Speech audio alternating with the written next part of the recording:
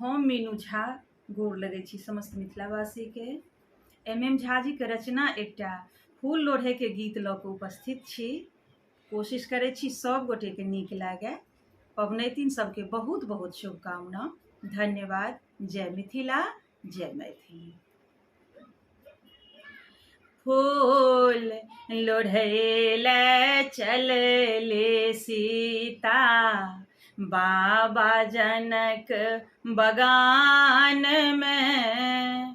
फूल लोढ़ैले चलले सीता, बाबा जनक बगान में।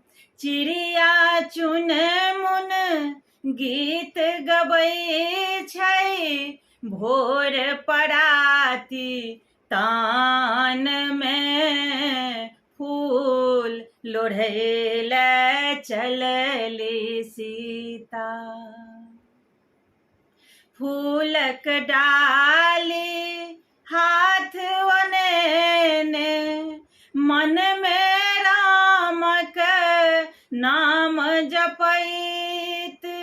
सुधि बुद्धि नहीं कनियो आई हुनका, काट कुश पग बाट चलैत। पावन आई मनेती सीता, गौरी माई के पूजैत पूजैत। फूल लोढ़ैले चलले सीता, बाबा जनक बगान में। चिड़िया चुन मुन गीत गबै छै, भोर पराती तान में। फूल लोढ़ैले चलली सीता,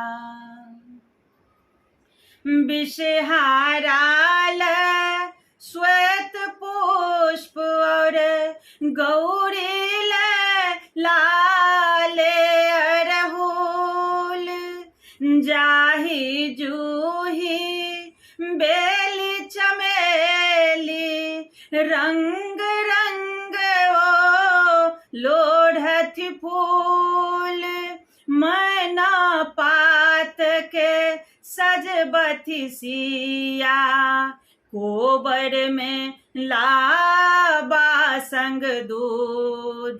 फूल लोढ़ैले चलली सीता, बाबा जनक बगान में।